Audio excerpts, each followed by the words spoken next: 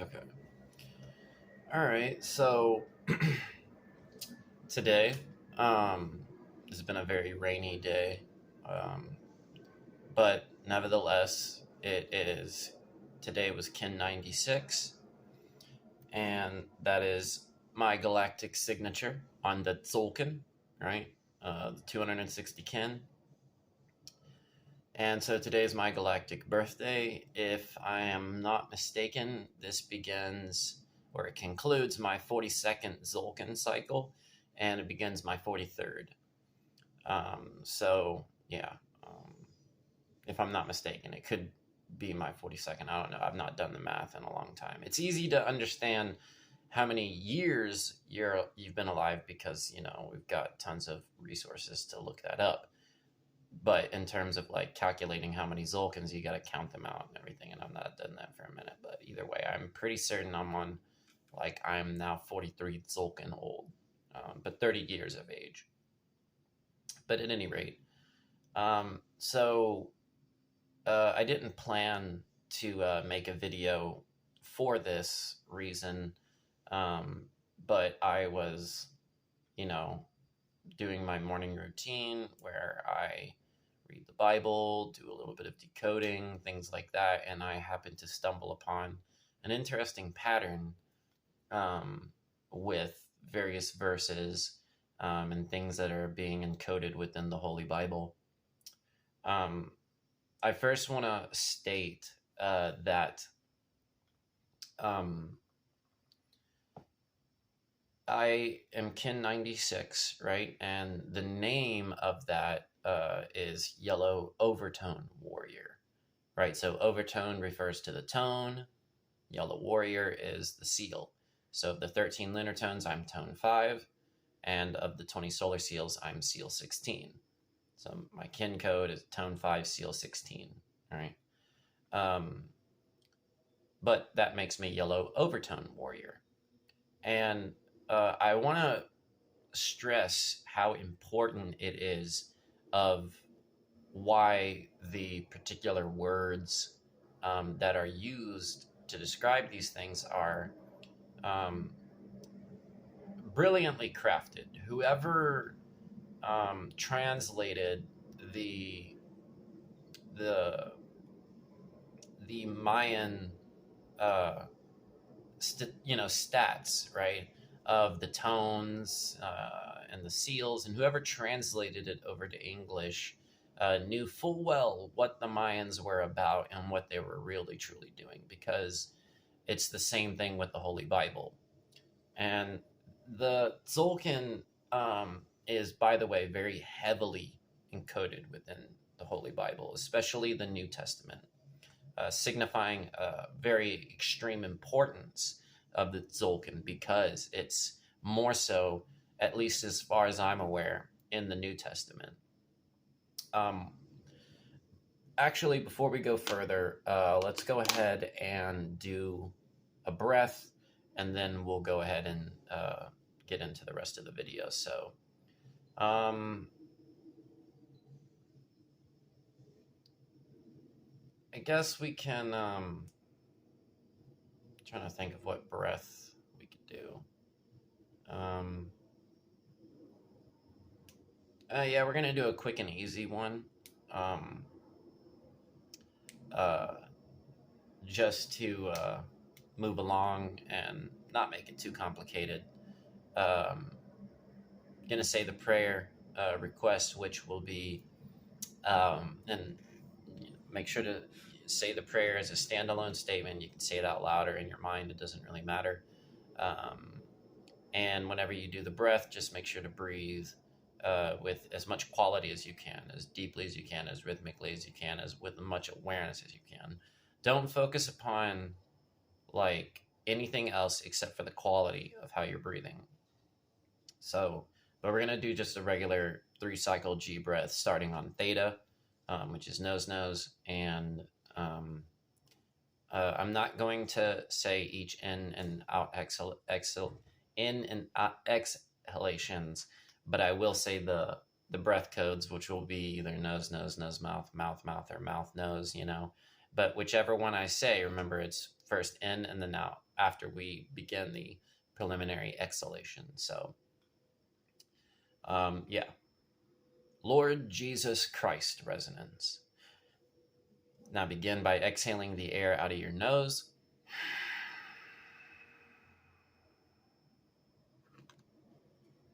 Nose, nose.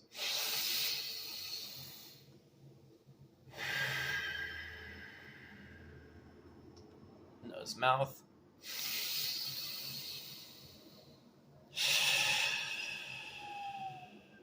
Mouth, mouth.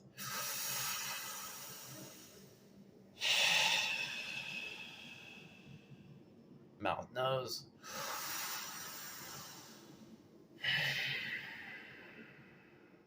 Nose, nose.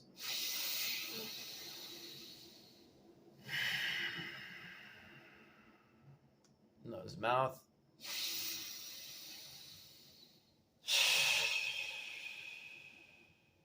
Mouth, mouth.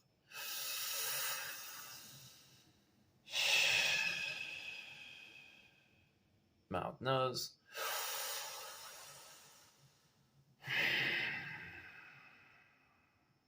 Nose, nose.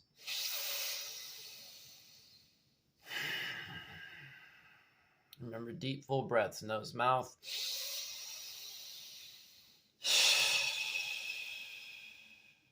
Mouth, mouth.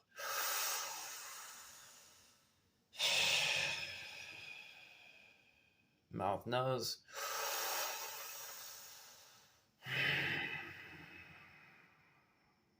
Nose, nose.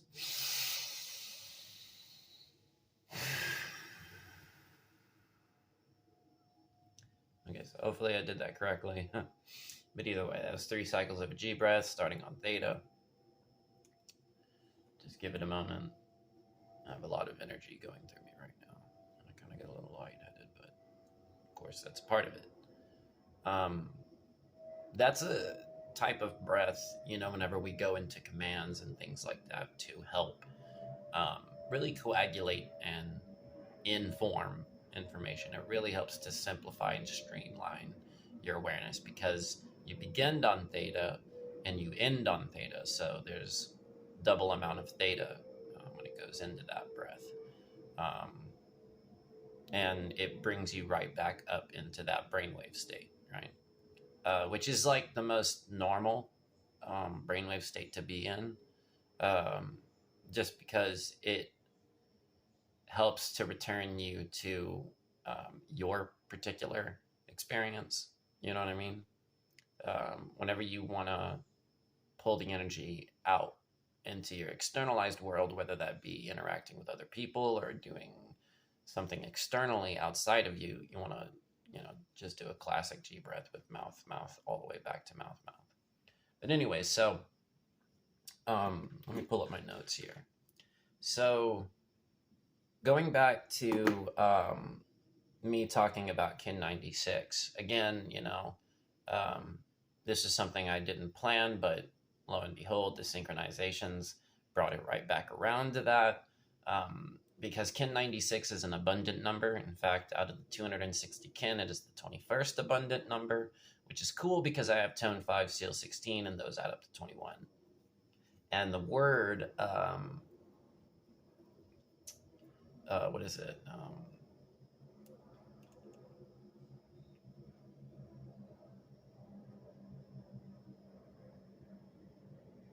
Sorry, I totally spaced out there for a moment. I was going to talk about something else, but I'm like, nah, that's a little bit too nuanced. So we're going to be looking at not number 96, but we're going to be looking at number 76. Again, I talk a lot about 76. You can see that in my older videos, but the reason why I bring up Kin 96, though, is because the words yellow overtone warrior, right? Yellow sums 17, overtone sums 32, and warrior sums 27, of course, going off of septenary gematria. And what's interesting about this, right, is that, so Kin 96's name, right, sums 76, right? Now, what's interesting about this is that the kin that is this number, kin 76, is yellow's spectral warrior. Now, the words overtone and spectral both equal 32. So the name yellow spectral warrior actually sums its own kin number, right? So kin 76 is yellow spectral warrior. And the words yellow spectral warrior altogether sum 76. Now, if you were to decode, and I've gone over this before, and I'm going to go over a lot of things I've already talked about previously, but it's going to connect it to the other things that I'm going to be talking about. But if you go through, right, and you look at, and you do the septenary gematria sums for all 260 kin, right, only 2 of them will sum the kin number that they are, right? And that's kins 76 and 52, okay? So these are the only 2 kin. Sorry that you can't really see that. It's, yeah. You can see it a little bit, but it's not really too bad. I'll just kind of maybe try and write down here. But yeah, so the only 2 are kin 52 and kin 76. That their names, which is kin 52 is yellow cosmic human, right? It ends the red castle. And then kin 76, which is yellow spectral warrior. Yellow cosmic human is kin 52. Its name, yellow cosmic human, will sum 52, and the same, for 76. So these are the only 2 that do this, right? By looking at the kin of the Tzolkin and decoding them through septenary gematria. 2 completely, seemingly unrelated things, and yet they both have the same mathematics, which is you have 1, 2, 3, 4, 5, 6, 7, 6, 5, 4, 3, 2, 1. This is equivalent to the integer system of 13 because you have 2 sets of 13 letters, right? So 1, 2, 3, 4, 5, 6, 7, 6, 5, 4, 3, 2, 1. If you just replace 6, 5, 4, 3, 2, 1 with 8, 9, 10, 11, 12, 13, it's the same number of digits with that 7 in the center. Now, the 2 letters that are those 2 are G and T, and that's the 7th letter and the 20th letter. So you have these numbers 7, 13, and 20, all Tzolkin numbers, right? Because the Tzolkin is a 260 matrix made up of kin that are combinations of the 13 lunar tones and the 20 solar seals, all right? So out of all the 260 kin decoded through septenary gematria, you get these 2 kin. So the Tzolkin's mathematics and the mathematics of septenary gematria are both the same, right? They're both based on the number or the integer system of 13 with 7 as its integer, as I call them, right? So they're both based on the same mathematics. The interesting thing about these, and I've mentioned this before, is that when you square the circle, right? Sorry about this circle, and you find the axiomatic triangle that is contained within it, right? This is the triangle that the Great Pyramid is built upon, right? A 3-dimensional form, of course. The degrees of this triangle are, what is it? It's 51.84 for the base to slope, and 76.3 for the capstone, right? So you have 50, if you round these up and down to the nearest whole numbers, 51.84 becomes 52, and 76.3 becomes 76. So the only 2 kin whose name in septenary gematria will sum their kin number are the exact 2 numbers that, of course, when you round them up, you get the angles of the Great Pyramid, okay? This is extremely important. Let me find some. Just use my sock. This is a clean sock. I just got out the shower. I wore the sock for like 5 minutes. So yeah, we're going to be looking at this number 76. So,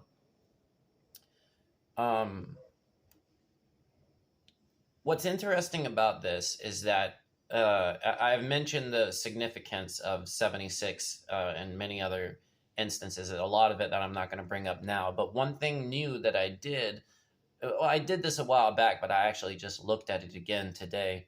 I found all the kin. Uh, by the way, this 76 is super important when it comes both to the Holy Bible, um, Lord Jesus Christ, and the law of time. Super important to all of these things, including septenary gematria. The sorry, it was a bug. Um, there are 9 kin whose names will sum 76, and that's kin 3. Let me see. I'll do that. Let me see. 3, 34, 38, 42. Sorry, I gotta write it a little bit smaller. And then 76, 96. Wait a minute. Yeah. 105, 123, and 162. These are the 9 kin. Yeah, these are the 9 kin. All right, sorry that it's kind of hard to see. Later on in time, whenever I really update this a lot more, I'll do like a camera directly in front of the whiteboard video. But for right now, this will have to serve. Numbers are 3, 34, 38, 42, 76, 96, 105, 123, and 162. These 9 kin, their names will sum 76 when you decode them through septenary gematria. We have blue electric knight, white galactic wizard, white crystal mirror, white electric wind, yellow spectral warrior, yellow overtone warrior, that's me, red magnetic serpent, blue rhythmic knight, and white rhythmic wind. Okay? So there are 9 here. Okay, there are 9 here. The very center one, is the 5th, which is 76, right? So the Mayans and whoever translated this to English are doing, they're crafting things here. They're crafting very specific patterns and intelligence, okay? So get this, right?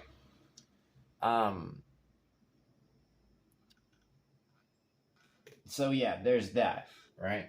Let me go ahead and erase this real quick. So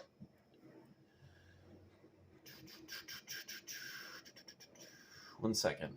So 76, right?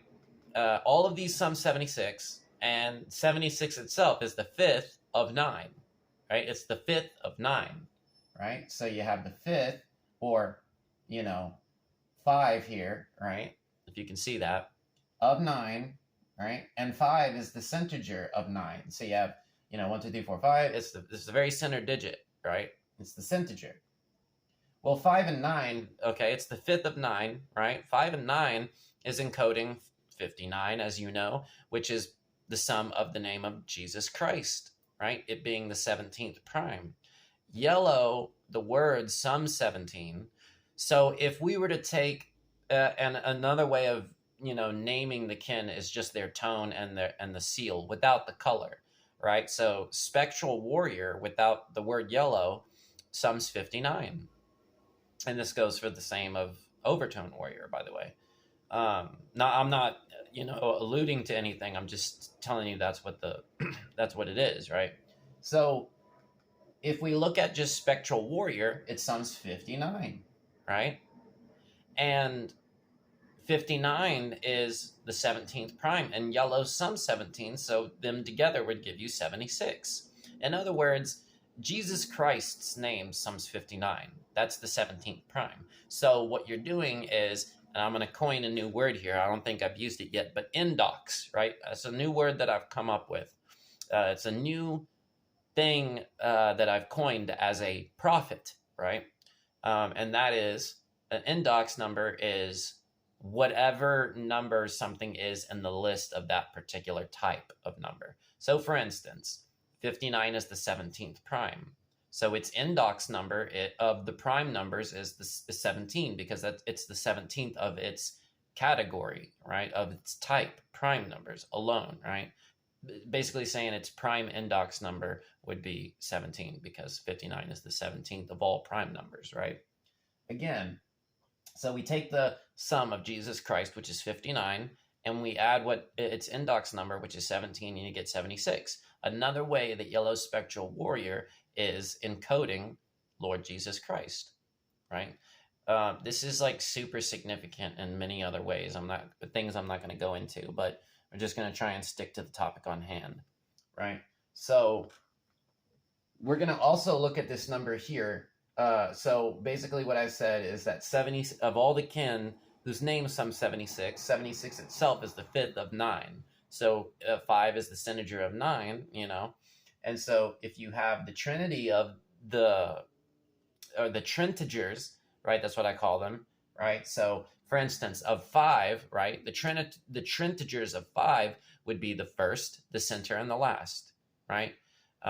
So for any trintiger system, it's always the first number is always 1, and then it'll be the centiger, and then it'll be the last number, which is the total system, right? So when you have 9 digits, right, on a number line from 1 to 9, 1, and then 5, and then 9. Those are the trintigers, right? The very first, the middle, and the last, right? Or in this case, it's 1, 5, and 9. So we're going to be looking at the 1, 5, and 9, 1, 5, 9, or 159 later on. So,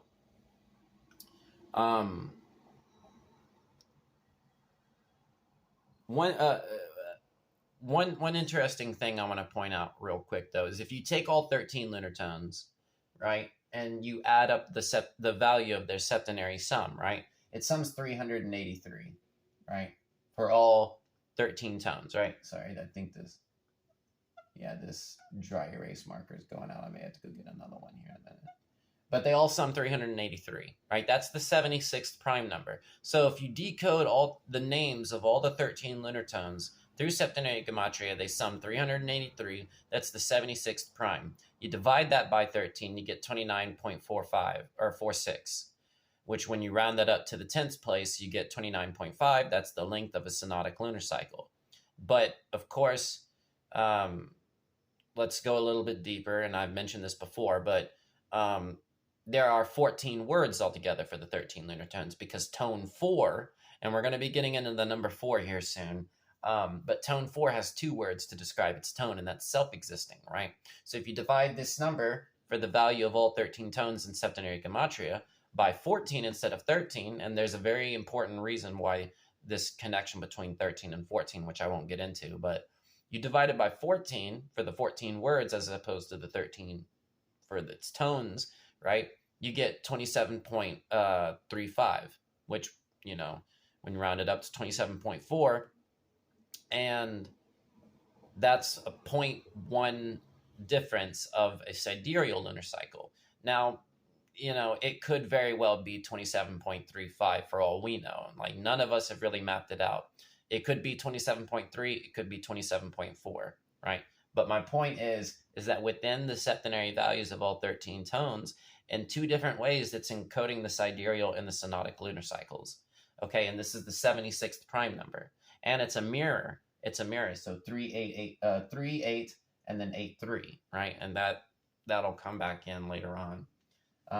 Not in this presentation, but, you know, eventually whenever I start talking about that particular thing. But yeah, the words, right, for 260 kin, right, if you look at the septenary value for the words 260 kin, it sums 76, right?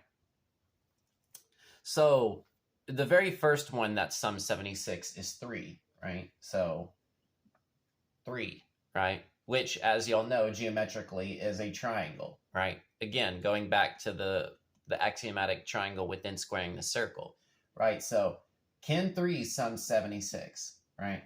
And the capstone is 76.3, right? So that's another interesting thing right there. But let me see here real quick. The Tzolkin, right?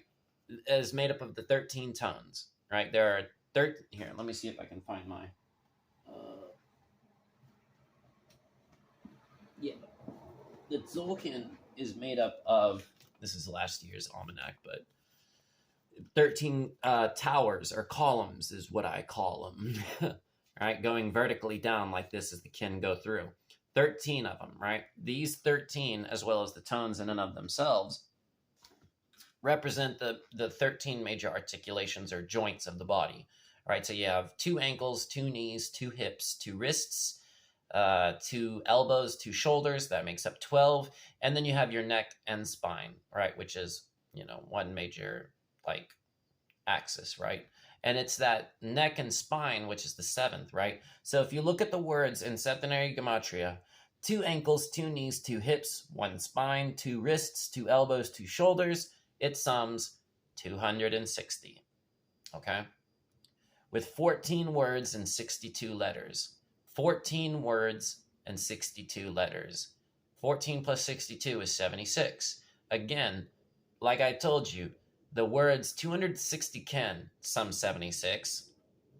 The 13 major articulations, which is encoded within the Tzolkin, sums 260 with 14 words, 62 letters, and 14 and 62 sum 76.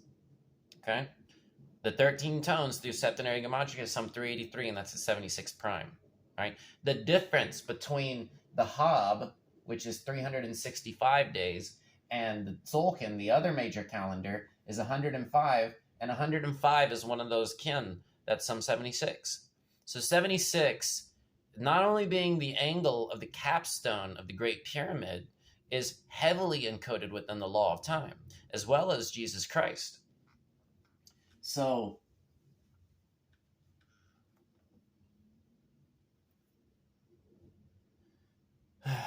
okay. So if we're going to look at the cube now. Okay, so the cube. We're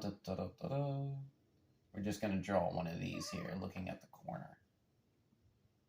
Make it simple for now. So, actually, we'll go ahead and draw both, sorry. We'll go ahead and draw both types of cubes. I don't know if you can see this because of the light reflecting off the whiteboard, but it'll have to serve. Right? So, the cube, right, is made up of 6 sides, as you know, and the net of the cube, right? So if you were to basically open up the cube and lay it down into, we're talking about a 3-dimensional cube here for now, but you lay it down flat and you get its net, right? So it makes this shape here.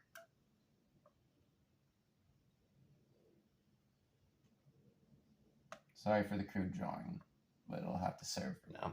It makes the cross, right? So an unfolded cube gives you this net, which is the cross, right? Now, if you wanted to give, and now if this cube was solid, then that means that each one of these are pyramids. The only caveat, right, is that they all don't have capstones. Because if they all had capstones, the capstones would basically, here, let me,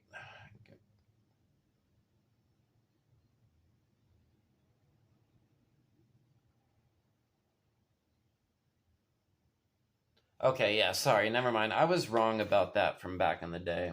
I said that if all of these things had capstones, right, then all of the capstones would basically, basically hit each other, right? And that's not necessarily true. Okay, so the cube with solidity, sorry, I've been like extremely tired here lately with this whole path and everything like that, and I don't want to go into that, but yeah, sorry, my brain feels like it's like just not functioning properly sometimes, but yeah, I'm prone to making mistakes as like everybody else, so don't throw the baby out with the bathwater, because this stuff is still very important. But basically, with the solidity of the cube, you have 6 pyramids here, right? For each square, or for each face of the cube, right? You have 6 pyramids, right? And all the capstones, right? The capstones of these pyramids are all pointing to the center, right? They're all pointing to the center of the cube, which if we go into the whatchamacallit, the fourth dimensional cube, the hypercube or the tesseract, right? They would be like this little empty cube within the cube, right? It would be like this little hollow empty space within the center, right? And that's essentially like the heart of God. Like this is described in Revelation in many different instances and things like that. But that's what they're talking about, right? This cube is the house of God, right? The Beit Allah, right? Revelation 21:16. Going into like let's see, I think it's like Revelation 22:21, etc. And I saw no temple therein, for the Lord God and the Lamb are the temple of it. So each of these capstones is pointing to the center. So the reason why they always depicted the eye, right, on top of the pyramid on the capstone was because all of that was pointing to the heart, right? It was all pointing to the heart of everything, right? So it's pointing to the center, right?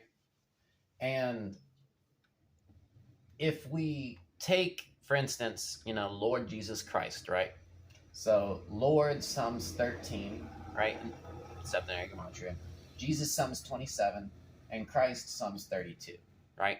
And we mirror these, right? So 13 mirrored is 31, 27 mirrored is 72, and 32 mirrored is 23. Well, 13 and 31 sum to 44, 27 and 72 is 99, and 32 and 23 is 55. It's not only encoding the 495 phenomenon, which I'll get into someday, but you add these up, right? So it sums 198, right? 198. This is the divisor sum of 197, right? And 197 is the the 45th prime number, right? So whenever I talk about primal creation and primal reaction, basically when primal creation is the prime number itself, but the primal reaction to that is the divisor sum, right? So because every prime is divisors are one in itself, the following number of a prime number will always be the divisor sum of that prime number. And the primal creation is the number itself, right? Prime numbers have been called the building blocks of the universe, right? Whereas the number following it is the primal reaction, creation, reaction, right? So 197, right, is the 45th prime number, right? And its primal reaction is 198, right? So but it's the 45th, right? Now what's fascinating about this is that if you map out the chakras on the 90-degree angle, right? So if you have the 6 colors here, and forgive me for these crude drawings, but you have 15 degrees each 6 times, right? For the let me draw a better one actually. So, and I've talked about this before, but you make a 90-degree angle, and then you basically hexsect it, right? You break it up into 15-degree increments, and then that's where you get your 6 colors of the rainbow, etc., right? This is how you map frequencies. Understanding is a very fundamental aspect with all of this, but I'm not going to talk much about it today. But the very center degree is 45. 45 is you break 90 up into 2, you get 45. And this is where the energy is all coming from, right? So it's converging out of the center, right? Everything comes from the heart, right? The creation is coming from the heart. I am the Alpha and the Omega, the beginning and the ending. Everything begins in the heart, the center of the cube, which is the heart, right? And that is where all the capstones are pointing to the heart, right? So let me see here real quick.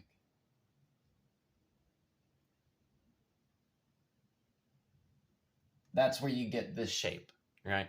So the energy that comes out of a pyramid shoots out the top, and then it grounds back in through the center, and then comes right back up to the top, right? So this is the energy transference of all pyramids, right? Basically, pyramids are energy generators.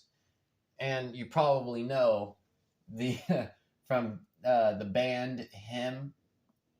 I used to like Him, but they had this shape here because they were fully aware of these kind of mathematics and sacred sciences, right? They called it the heartogram. And gram means like message, right? So it's the message of the heart, right? It's the word of God radiating from the center of all creation and also through his son, right? The dielectric center. But moving on. So like I was talking about with, here, we'll go ahead and move on to this just to, give a little bit more validity to a lot of these things. So we're going to look at the number 4. Okay, so the number 4, right, in English is spelled Four, right? In Gematria, Four is 6265, right? This sums to 19. Okay, so the word 4 in septenary Gematria sums 19. Okay, well, if you take 4 and multiply it by its Gematria sum, 4 times 19, it's 76. Okay, so this number 76, again, is encoded within the number 4 itself, all right? So, and whatchamacallit, 4 is the only English spelled word that has the same number of letters as the value of the number itself. It's the only number that does that, right? So, we look at these two numbers here, or 6265, right? So the word 4 sums 19, right? Well, FOUR is 6265, right? 6 times 2 times 6 times 5. So if we take the factorial of each letter, right, and or the word, we basically multiply each of the letters, it sums 360. Okay, so if you multiply the value of each of the letters of the word 4, it sums 360. Now, why is this important? Well, let's look back at the original value of the word 4, which is 19. 19 is essentially the completion of the vigesimal system. It's the last digit of the vigesimal system, right? And if you don't know, number bases or mods are like super important because they're applying the rule of Colel, which is like basically a principle in mathematics that most people overlook. And that is including the digit 0 as either the completion point or the starting point, right? It's basically where one thing ends and another begins, right? It's the 0 is the infinite because everything is coming. You look at a number line, right? You have, the negative numbers going off this way and the positive numbers going off this way. They're all coming out of that 0, right? That's the center point. Again, the dielectric center, which is the heart, which is where all the capstones are pointing to, is that 0, right? So, what was it? Hang on. So the number bases, like binary is made up of 2, right? Bi means 2, but it's only 0 and 1. There's no 2 here, but there are 2 digits, right? Because when you get to the number 2, it's 0 again, right? So, or when you think of like the sexagesimal system on the clocks, right? They don't go 1 to 60. It's not like when it's 3 p.m. it says 260.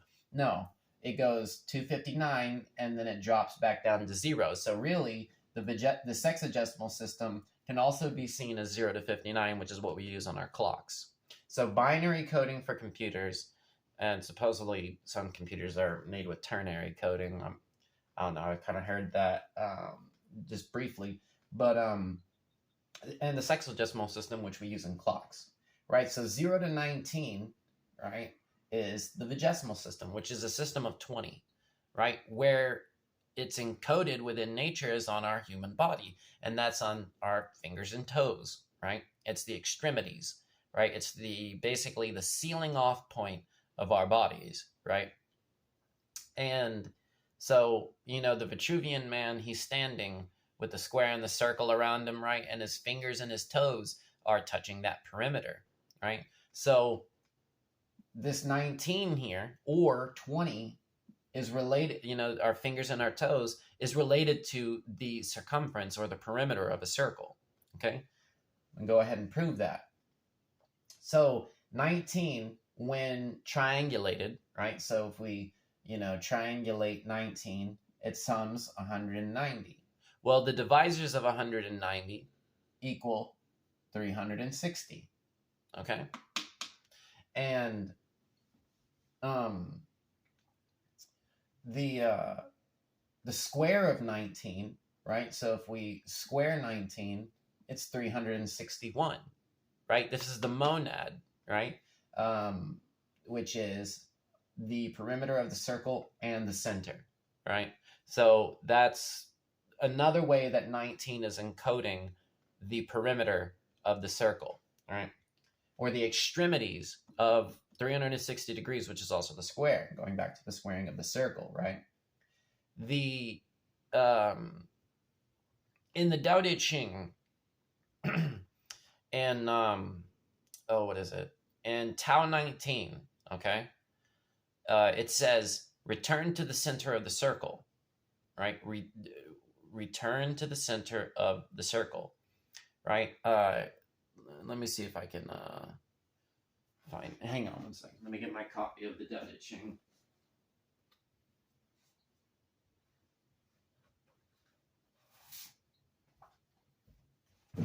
I got the Stephen Mitchell translation. It's honestly one of the best. It says, throw away holiness and wisdom, and people will be 100 times happier. This is Tao 19. Throw away holiness and wisdom, and people will be 100 times happier. Throw away morality and justice, and people will do the right thing. Throw away industry and profit, and there won't be any thieves. If these three aren't enough, just stay at the center of the circle and let all things take their course. If these three, right? So if these three aren't enough, then just return to the center of the circle, right? It's ternary encoding here, right?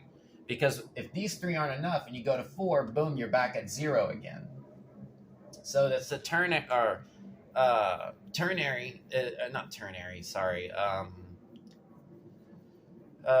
quaternary, right? Because it's 1, 2, 3, and 0. Because again, 0 is not only the starting point of all number bases, but it's also the center of everything, right? So he's talking about 3 different things and then returning to the center of the circle, which is quaternary, right? So again, we have this number 4 here, right? And if you look at the symbol for Om, right? What does that look like? 3 to 0, right? And it's like saying this 3 here with an endless, infinite, because 0's, not only nothing, but it's also everything, right? It's like saying this 3 and then this infinite tail that just goes on and on and on and on and on forever, right? Because it's got the perimeter, right, of the circle, which is infinite, right? Pi. That's what pi is, 3, and then after the decimal place, it just goes on and on and on and on and on. And what's also funny is that if you rotate this symbol 90 degrees, it says Om, right?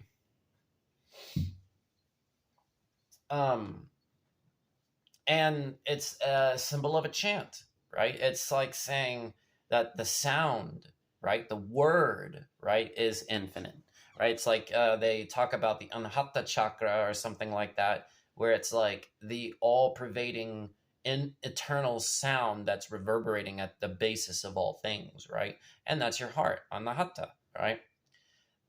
It is, if you look at all 7 chakras, right? So you have your omega up here, and then you have your 6 colors, right? The very center one, or the heart, is 4, right? It's the 4th chakra of the 7, of course, right? 4 is 7's integer, right? And so going back to the Great Pyramid, right? The ratio is 7 of its height, 11 at its base, the difference being 4, right? 4. So going back to the word 4 is 6265. You multiply those and you get 360 again. And the word 4 sums 19, right? 0 to 19, right? The word 4 is encoding this process, right? And so if we look at the circle and we break it up into 4 sections, right? Which is essentially the cross, right? Which, if you basically divide pi, because now you have a double the length, the diameter, because you have 2 of them, right? You have 2 diameters. So the circle's circumference in proportion to the whatchamacallit, both of these diameters would be half pi, right? Which is 1.57079632, etc., etc., etc., right? So the circle circumference in ratio to the cross is 1.57, right? When, simplified. And what's interesting here is that 4, like I said, sums 19, right? 19 sums 30. Well, if you take 30 and divide it by 19, it's 1.57894. It's like 0.01 off, right? Because this would get rounded up to 1.58. But so it's 0.01 off, right, of a difference, right? Now, one interesting thing of when these encodings make these slight errors, these discrepancies in the numbers, they're actually encoding a much more deeper truth, right? So not looking at the decimal, so we're not looking at smaller magnitudes of these numbers. We're just going to look at whole numbers, right?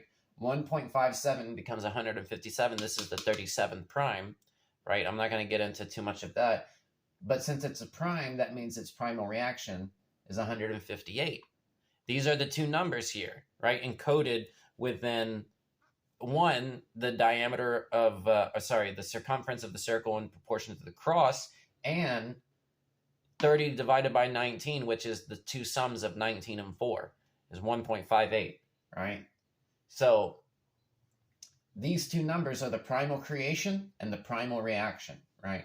And what is the cross, right? Well, it's mirrored, right? It's a mirroring, right? And what is it? 157, right, is red magnetic earth, right? It is the earth, which is the heart, right? And that goes back to the cross, etc. But 158 would be to mirror, right? White lunar mirror. So all this stuff is brilliantly encoded within the very word. So I know that that's kind of going out on a limb, but you get the idea. You see what they're encoding here. So yeah, we're going to look at a Bible verse now, and that's Matthew 4:19. Oh, sorry, before we go on, going back to the Tao Te Ching, right? And Tao 19, and I've brought this up before, but it says, if these 3 aren't enough, just return to the center of the circle, right? This is the mathematical ratio of Tao, right? So you have the Tao Te Ching, or because it's mostly written with a T, it could just as justifiably be pronounced as Tao Te Ching, right? Which is like saying the Tao Te Ching. the teaching of tau. And there's also the mathematical ratio of tau, which is a circle's circumference to its radius, which is a line that connects the perimeter or the edge, right, to the center, right? So you could say the center of the circle of like the monad, which, by the way, the word monad in Greek and in Greek gematria sums 361, right? If I'm not mistaken, I'm like 99% sure if I'm remembering that correctly. But yeah, it's called like monas, and like in Greek gematria, monas sums 361.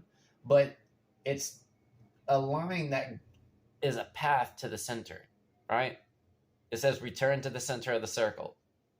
In the Tao teaching, right, of the Tao ratio, you see what's going on here?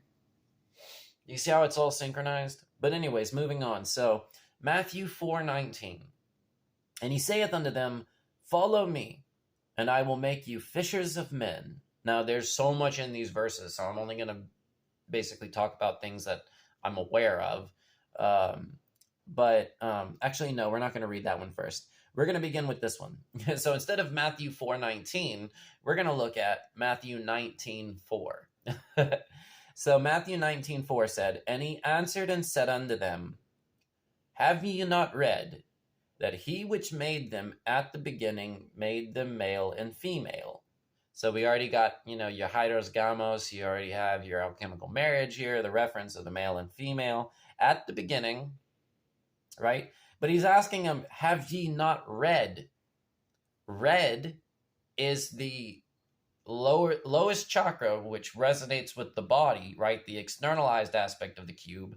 And that is where you genderfy things, is when you get to the body. Because at the soul level, both the male and the female are one. But in the body aspect, they're two, right? Have ye not read? Right? But anyways, so this is Matthew 19:4, right? This verse, all the words of this verse, and he answered and said unto them, have ye not read that he which made them at the beginning made them male and female? This verse, all those words, sums to 365, which again is not only the Hob, right, but it is one of the two main calendars of the Mayan synchronometers, right? 365, which, is also encoding kin 105, and that goes back to 76, right? This is Matthew 19:4. 19 times 4 is 76. This verse sums 365. That's encoding kin 105, right? Because if you, sorry, I don't know if you can see that, but it's just, you subtract multiples of 260 until you get to a number between 1 and 260. It's encoding kin 105, and the kin name for 105, red magnetic serpent, or one serpent, kin 105, some 76, right? If we just look at the red letters, aka Jesus's words, so if we take out the part of the verse that says, and he answered and said unto them, right? We take that out, and we only do the gematria for the words, have ye not read that he which made them at the beginning made them male and female?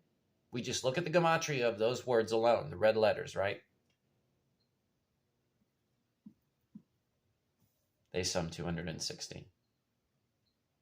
So within Matthew 19:4, he is encoding, or it is encoding the two main calendrical systems, the Hob and the Tzolkin, right? In Matthew 19:4. And this is a reference to male and female, right? This is a reference to male and female. Well, 19 and 4 together give you 23. 23 being the number of chromosomes for each gender.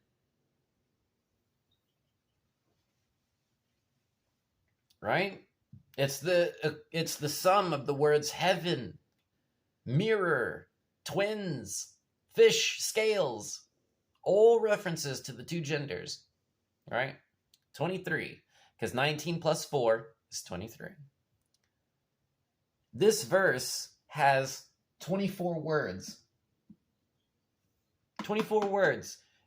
Again, 23 is a prime number. Therefore, the primal creation would be 23, and the primal reaction would be the divisor sum of 23, which is 1 and 23. That gives you 24. There are 24 words in this verse. 24. 24 also being the length of the hours in the day, which is both diurnal and nocturnal. Sun and moon, day and night, male and female. Heaven and earth. Some 23 and 24. Right? Again, the pyramid on the back of the dollar bill and on the compass for the Freemasonic logo, this is a 47-degree angle at the capstone. 47 not only being the sum of heaven, earth, right? But if you look at the centiger system, or the trintigers of 1 and 47, the centiger is 24. So there's 24 words in this verse. Look at what they're doing. There's 95 letters. There are 95 letters. Isn't that brilliant? Because the name Jesus Christ sums 59. Okay, so first off, 95 is a mirror of 59. That in and of itself is like, it's the mirror of Jesus. What's the mirror of Jesus? He's the bridegroom. Who's the mirror of Jesus? Well, it's Mary Magdalene, right? We're working with septenary gematria. Take the letters for the words Mary Magdalene, and they sum 36. 36 for Mary Magdalene plus 59 for Jesus Christ gives you 95. 24 words. Primal reaction of 23. Number of chromosomes for each gender. 95 letters. That being the sum of Jesus Christ, Mary Magdalene.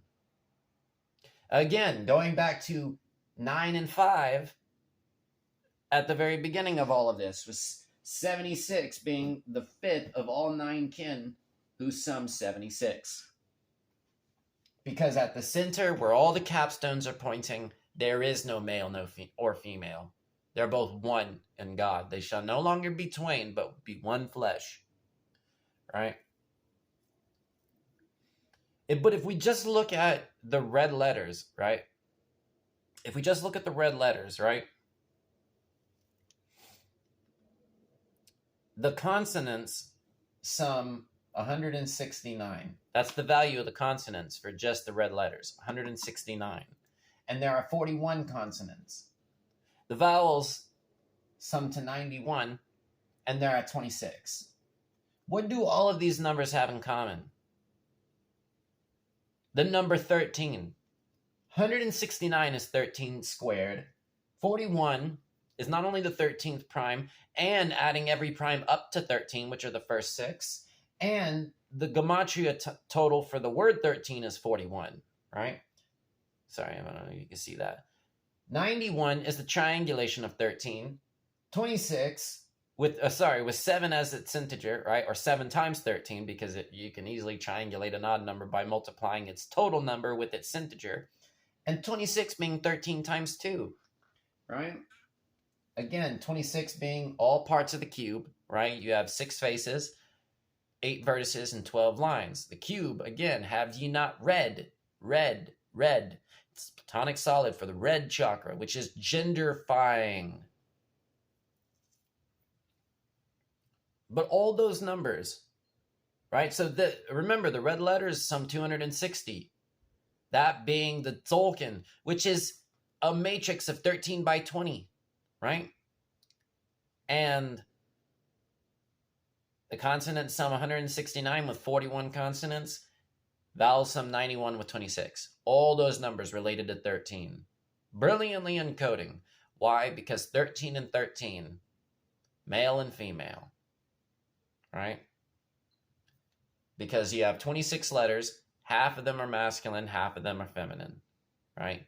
13 represents Jesus because he has the 12 disciples, right? So if you have Jesus as the 13th and Mary Magdalene as the 13th for the female side, right?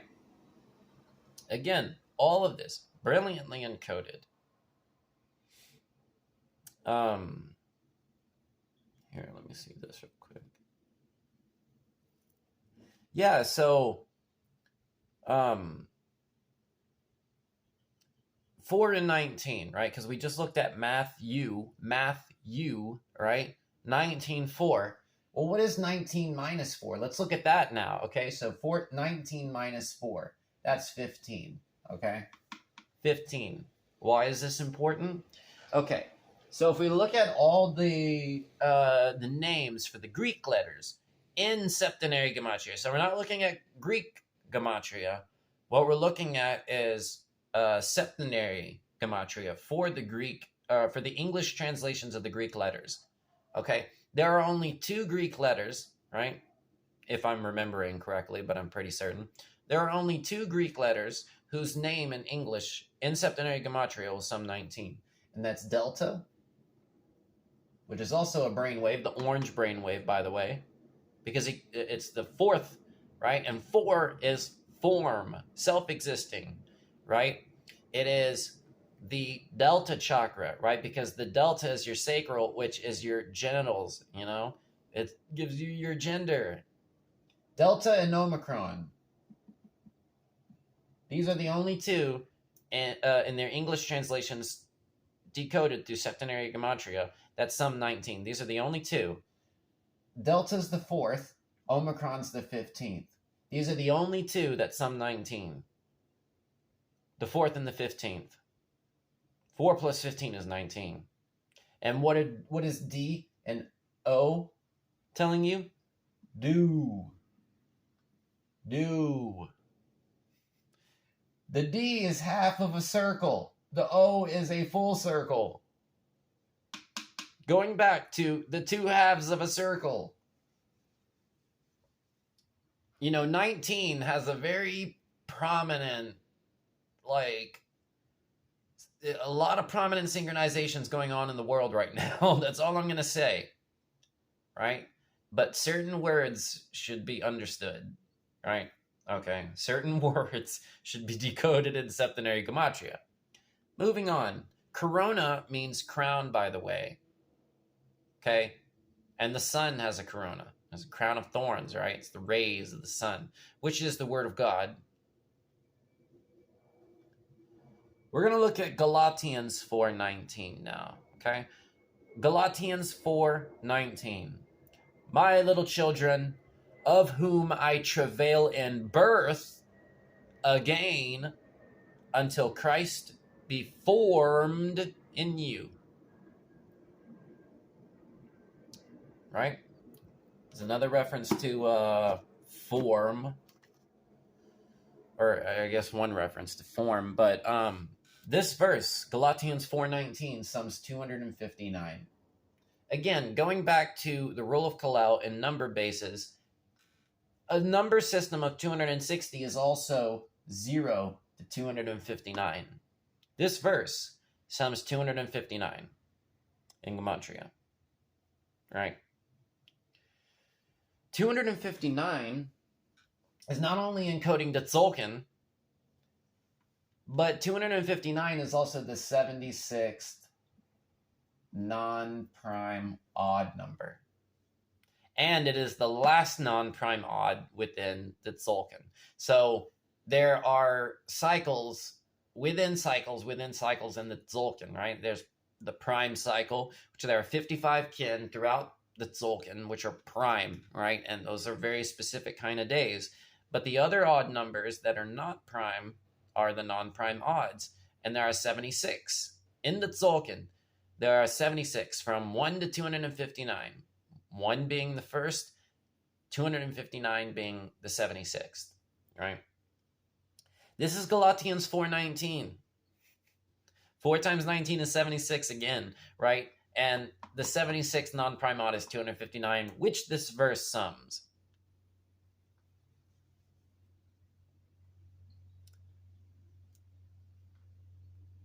And there are 76 non-prime odds in Tzolkin.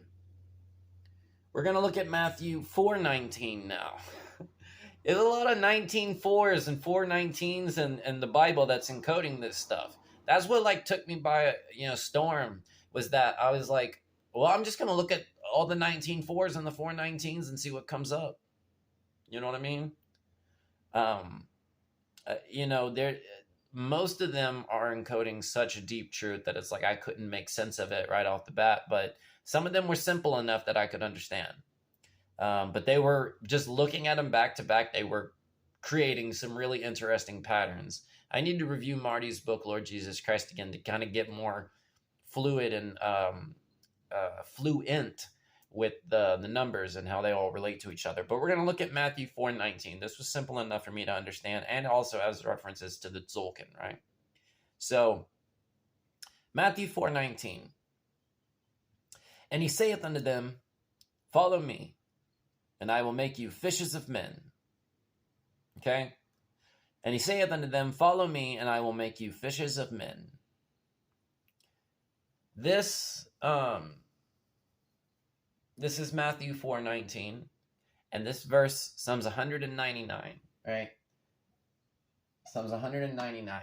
Well, first off, 199 is a prime number, okay? And it's the 46th prime number. Again, 46, referring to the total chromosomes of both genders together, right? You have 46 of 2, right? But this verse comes 199. It's the 46th prime number, 46 being 23 times 2, or 23 and 23, making male and female of the chromosomes. But if we look at kin 199, right? Let's look at kin 199. Do you know what kin this is? This is blue self-existing storm. Self-existing being the 4th tone, and the blue storm being the 19th seal.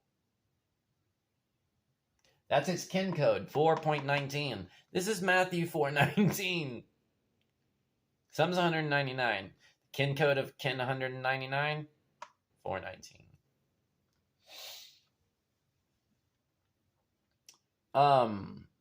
The consonants sum to 123, and the vowels sum to 76. Both of these numbers of kin are two of those numbers I mentioned at the beginning that both sum 76. Oh yeah. So again, 199 being the 46th prime. Well, let's look at kin 46. This is white resonant world bridger. That's tone 7, seal 6. You can't make this stuff up, man. Just go look at it yourself. Okay? The Tzolkin and the Bible are like this. Do you know how many chapters there are in the New Testament? From Matthew to Revelation, for instance, there are 28 chapters in Matthew. There are 16 in Mark. There are 24 in Luke. There are 21 in John. There are 28 in Acts, etc., etc., etc. You add them up from Matthew to Revelation, there are 260. One of the main acts that Jesus does in order to heal people is laying on of hands. There are 54 bones in 2 hands, and there are 206 bones in the entire body. When Jesus takes the 54 bones of his hands and lays them on a person's body of 206 bones, you get 260, which is the act of, that's how many bones are being laid in the act of laying on of hands. 260, just like the number of chapters in the entirety of the New Testament, just like the number of kin, just like what is encoded within the verses. All this stuff. Actually, I'm going to do a few things, so I'm going to utilize this pause button, which I've never done, and be back in just a moment. All right, I'm back. Let's do one quick more cycle of the G breath just to, move things along. So, but we're going to do a command instead of a prayer. So we're going to say, compress this. Now exhale the air out of your nose. Nose. Nose,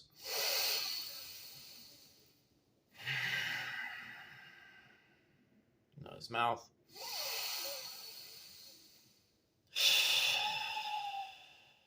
Mouth, mouth.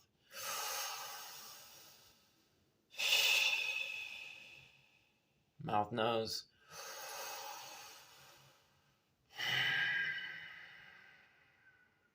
Nose, nose.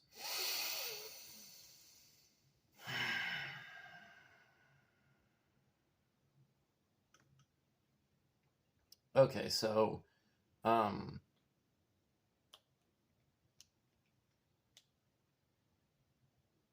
going back to the nine kin whose names sum 76, right? Let's add them up, okay? So you take all the kin numbers of those nine kin, which is 3, 34, 38, 42, 76, 96, 105, 123, and 162. You add them up, this sums 679, right? The nine kin numbers, which their names sum 76 in septenary gematria, sorry. 679. So if we divide this number, 679, by 76, right, we get, we get 8.9342, etc., etc., etc., right? But let's round it up to just the tenths place, right? So it's 8.9, right? Hang on one second. Yeah, I know, I'm using my sock. 8.9. Okay, so 8 and 9 are the two numbers that you use to square the circle, right? So you need to make a square of 8, which gives you 64, right? And a circle of 9, which gives you 63.62, etc., etc. So a circle of 9 and a square of 8 allows you to square the circle, right? So 8 and 9. 679 divided by 76, the 9 kin whose name sums 76 divided by 76 itself gives you 8.9. Again, going back to the squaring the circle. If we look at the gematria total for the words squaring the circle, it sums 76. Okay? Now, remember, the 9 kin numbers sum 679, right? If we reverse this, we get 976. 976. Okay, so we have 9 kin whose name sum 76. 9 who sum 76. 679. Its mirror is encoding that aspect as well. 8.9 rounds up to 9, right? So you take the 9 kin whose name sum 76, sums to 679, you divide it by 76 and you get 8.9, which rounds up to 9, right? Let's see this real quick. 9, like the distinction between 6 and 9, right, is that 6 represents the sexes, right? It represents the cube, again, going back to the materialized body, right? 9 represents the non-agon and the enneagram. So it's non or any. 9 is the completion of the decimal system. It's the totality, but it's also the everything is the mirror of the nothing. So that's why they call it a non-agon and an enneagram. Non and any. 9 is spiraling back up into the dielectric, whereas the 6 is spiraling down here into material form, hence the genders, right? The word sex in Latin means 6, right? And the sexes are the genders. So the 9 represents going back up into heaven, aka the dielectric. And the 76 for the capstones are all pointing to the center, the dielectric, right, of the cube, right? So that's another connection, right? But if we were to look at, for instance, the the word pyramid, right? So the word pyramid sums 21. And again, the net of the cube has 6 pyramids. So 21 times 6 is 126. The numbers for doubling the cube, 1.26. 6 pyramids. The word pyramid sums 21. They're all pointing to the center, right? Which is the little cube, right? And that's basically what gets doubled into the outer cube. The alpha gets basically duplicated and you get the externalized cube, right? This is why the cube is clear, because when you look at the corner of a clear cube, you can see the tesseract. You can see the dielectric center cube, right? The Lord God and the Lamb are the temple of it, and I saw no temple therein because it's hollow. It's the immaterial heavenly realm, right? So yeah, the 6 pyramids. Pyramid sums 21, and there are 6. 21 times 6, and 21 is the 6th triangle number, right? If we look at the words pyramids, right, and the S gives us another 6, by the way, but pyramids sums 27. 27 times 6 is 162. Again, this is an anagram for 126. It's 162, right? And again, 162 is one of the kin. It's the last one, the 9th one, that sums 76. White rhythmic wind. And that sums 76. If we look at another permutation of this number, right, 216, that's a cube of 6, which is what the 666 is talking about. It's talking about a cube of 6, right? And if you look at the net of the cube, remember?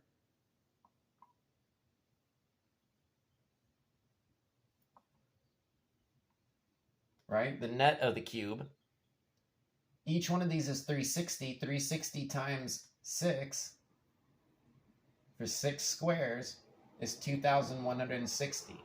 216 being a decimated fractal. It's basically the same number at a lesser magnitude of 2,160, right? And that's the length of a zodiacal age, right? All encoded within the net of the cube, right? So the another permutation, or for instance, if we look at 126 at a greater magnitude, it's 1260, right? The 1260 being the not only what Jose Arguelles called the not artificial, but the it's like a specific timing frequency. But this number 1260 is also mentioned in Revelation multiple times, right? So there's another connection, right? Going back to Revelation, right? Let's permutate this sequence of 1, 2, and 6 in a different way. You get 261, right? 261. Not only is that 260 around 1, or the Tzolkin around U, right? But all occult partners will sum 261. Occult partners are like the occult part of the oracle, right? Which is always the exact mirror on the Tzolkin, right? So if you have kin 1, right? Kin 1, which is red magnetic dragon, right? Up here at the very top when the Tzolkin begins. Its occult power is kin 260. Both 1 and 260 together sum 261. And then whenever it goes to kin 2, then its occult power is 259. Again, both of them summing 261. So it's also encoding the occult partners, right? Which are the mirrors of the Tzolkin, or within the Tzolkin, mirrored partners, the occult partners, right? And 261 is also 0 to 260, or 260 around 1. The Tzolkin spinning around U, just like the monad of the 361, right? Or the monos. Furthermore, going back to this number 679, the sum of all 9 kin whose names sum 76 in septenary gematria, we divide this by pi, right? It sums 216.1, which when rounded down to its nearest whole number, equivalent 216. So this number, again, encoding the cube of 6, right? Or the net of the cube. Furthermore, if we look at the kin equivalent, so again, right, we look at the number 679, we have to minus 2 Tzolkin, right? We get kin 159. Remember at the beginning when I was talking about the integer system of 9 and 5 being the center? We have 9 kin whose names sum 76. The fifth one in the center, right, is kin 76 itself, and there are 9. So these are the trintigers of 9, 1, 5, and 9, right? This is the kin equivalent encoded within this number, kin 159. If we look at the divisors for 159, the proper divisors are 57, and including the number itself would be 216. So there's the 216. The divisor sum of this number is 216. Just like when you divide this number by pi, you get 216. And now we're looking at the kin equivalent, right? And that divisor sums 216. Well, where does this 57 come in? Well, kin 159 is 3 storm, or blue electric storm. So that's tone 3, seal 19. 3 times 19 is 57.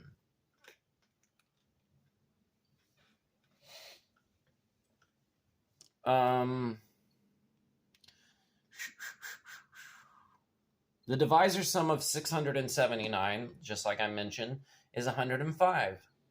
Again, the difference between both calendars of the Hob and the Tzolkin, right? Proper divisors, I mean, of 679 sum up to 600. The proper divisors of the number 679 sum up to 105, right? And again, 105 is one of these kin whose names sum 76. And it's the difference between the two calendars, meaning that within the 52-year destiny castle, right, every kin of that codes each year has a difference of 105. For instance, this year is coded by kin 69, which is, I guess, why the abundance of 96, today's kin, and my galactic signature, and being one of these kin, right? Which 90. Okay, so remember I said the 9. There's 9 kin whose names sum 76. Well, if 76 is the fifth of the 9, then that means 96 is 6 of 9. It's the 6th of the 9. And that's its mirror, 6, 9. That's the year for this year. It's coded by kin 69, right?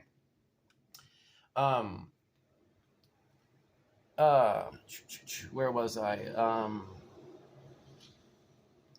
Yeah, so, where was I? 105 is also one of these numbers, right? Red magnetic serpent, right? Tone 1 serpent. That's the divisor sum of 679, proper divisors. Again, being one of the kin whose name sum 76. But if we look at the total divisor sum of 679, therefore adding itself onto that 105 of its proper divisors, we get 784. Okay? 3 Tzolkin is 780. So if we find the kin equivalent, that's kin 4, bringing us right back down to 4. Right?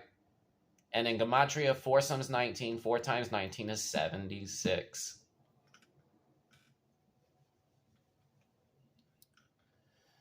So, these two aspects in mathematics, right, that we're talking about, squaring the circle and doubling the cube, right? The words squaring the circle sum 76, and the words doubling the cube sum 63, right? 63, right? If we, for instance, if we double that, we get 126, which 1.26 is the doubling of the cube, right? But it's also the duplicating of the cube. But 7663 or 763. So if we look at it on just this side, we get 76. That's the squaring of the circle, the capstone of the Great Pyramid. That's the sum of the words squaring the circle, right? And if we just look at this half, it's 63. That's for the doubling of the cube. So within this number 76.3 is encoding both of those processes, right? Because the capstone is pointing to the center, which is the one that's doing the doubling and the duplicating, because it is the dielectric center of the heart of God, right? Again, because the pyramid on the back of the dollar bill and on the compass of the Freemasonic square and compass is 47 degrees, and that means that its integer is 24, and it has 23 on either side, right? 23 and 24 going back to heaven and earth, right? But if 24 is the sum of earth, which is an anagram for heart, which is what all the things are pointing to, then that means of the pyramid, the thing that's pointing upwards, right, to the center, which is the heart, the earth, that means earth is up here and heaven is down here, right? Because remember, 7-Eleven, right? 7-Eleven. What was it? 11, right? At its base, right? The base to slope, right?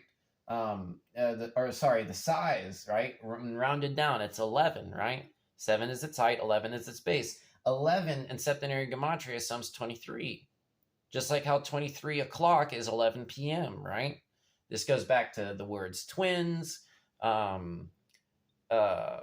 fish, scales, mirror, etc., right? So heaven is down here, right? That means the outside of the cube out here is heaven, and in here is earth. That makes sense because heart is an anagram for earth. That means the center is earth and the outside is heaven. That means we're contained in some sort of container where the perimeter of it is heaven, meaning that this whole world is heaven, and in here it's earth, right?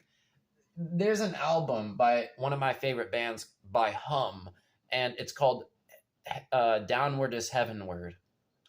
And that one makes total sense. I wonder if he's aware of that. Matt Talbot, the singer, I guess the guy, I think he wrote it. But yeah, all of that brilliantly encoded, right? So one more thing I want to point out with the 9 kin. If you remember how I was saying, if we just look at the kin's name without the color, you know how Spectral Warrior sums 59, just like Jesus Christ, that being the 17th prime. The word yellow, if we add it on, is 17. So that gives us the 76, right? Well, let's look at all 9 kin, their gematria sums, without the colors, right?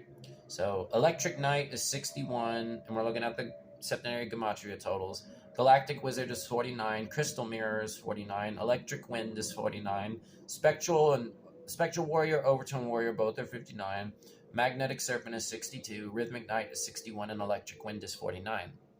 You add these up, you get 498. Okay? 498. Well, if you divide that by pi, it's 158.518. When rounded up, that's 159. Again, it's going back to that 159.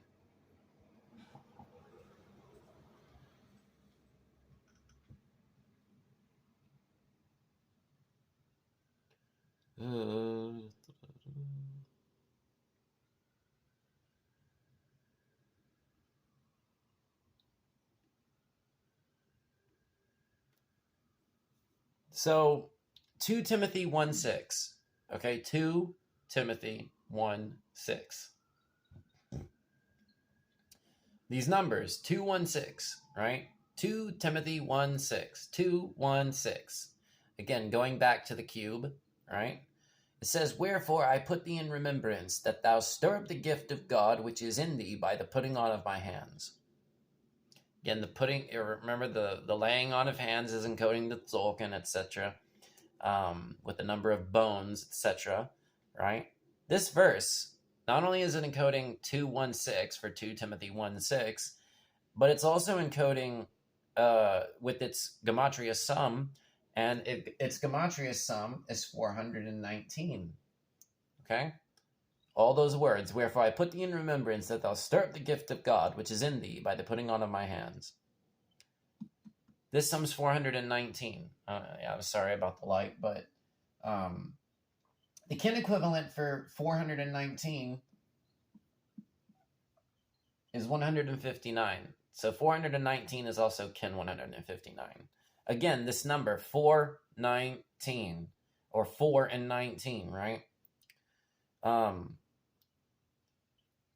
let me see this real quick.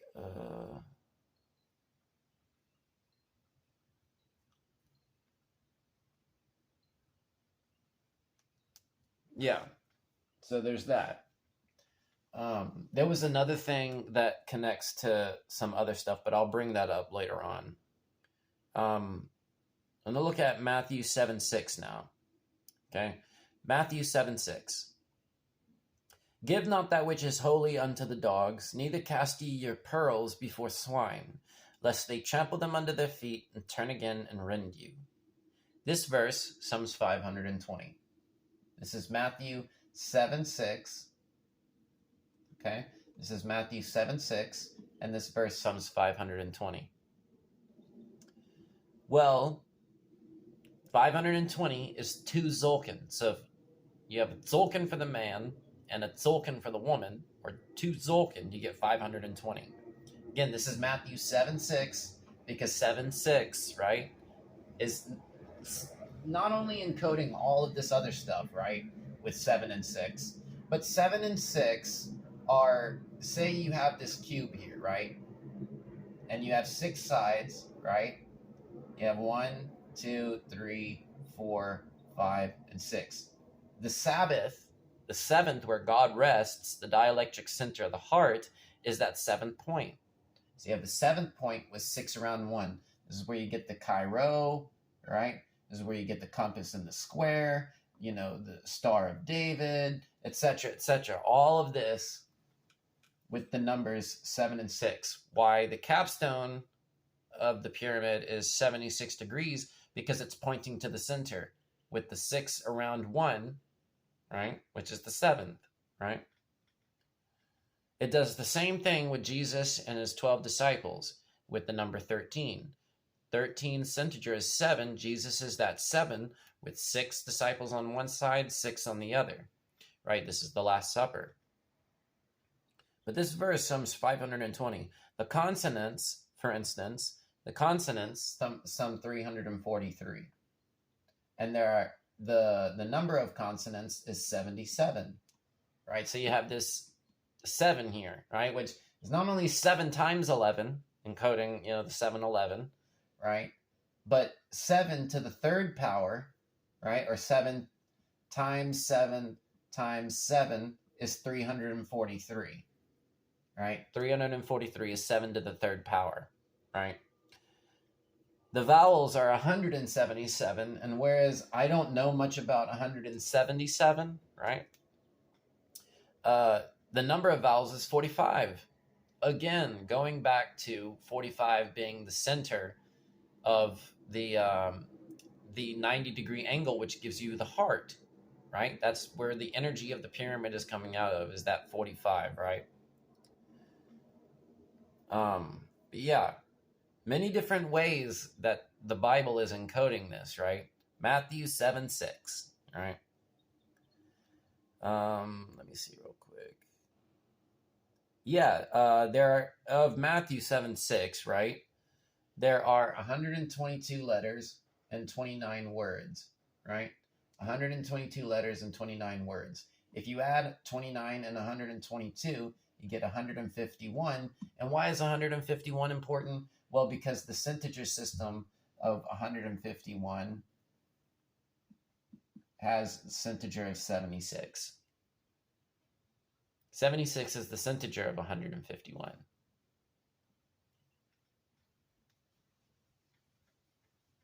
And let me see real quick. No, we'll probably bring that up later when we talk about another thing. But I guess the last thing I'll talk about is the Tzolkin ultimately, in and of itself, is encoding pi, right? And you can understand this through it having 13 tones and 20 solar seals. Well, if you triangulate all the numbers from 13 through 20, right? You add 13 plus 14 plus 15 plus 16 plus 17 plus 18 plus 19 plus 20. It sums to 132, right? 132, okay? But now let's find the Pythagorean addition, Kabbalistic reduction, decimal parity, the breaking down, the reduction of those numbers. So 13 becomes 4 because 1 plus 3 is 4. 14 becomes 5 because 1 plus 4 is 5, etc., right? So instead of 13 plus 14 plus 15 plus 16 plus 17 plus 18 plus 19 plus 20, it's 4 plus 5 plus 6 plus 7 plus 8 plus 9 plus 1 plus 2. This sums 42, okay?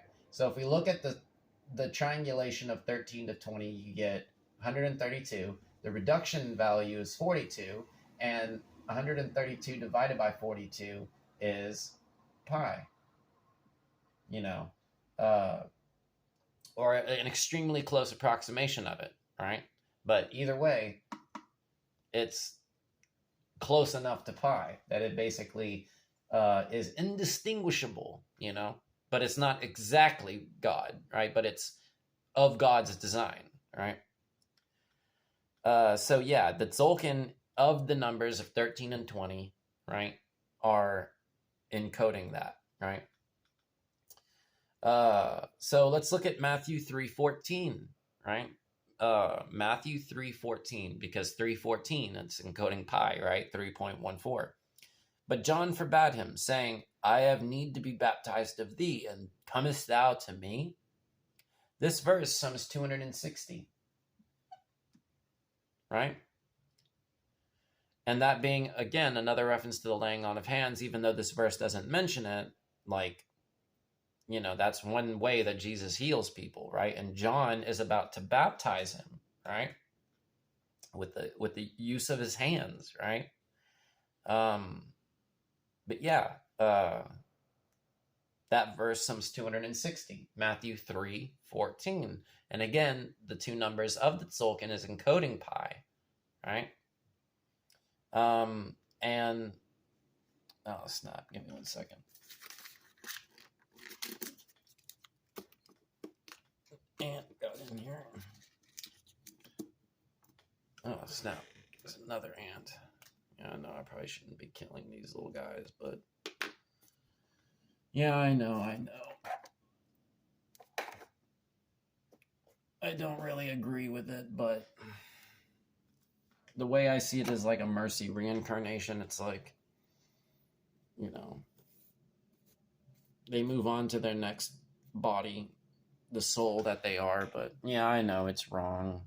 I should have just figured out a way to get them back outside, but yeah, now I'm already starting to feel like crap about that. You see the things as humans do just to streamline our own lives and purposes.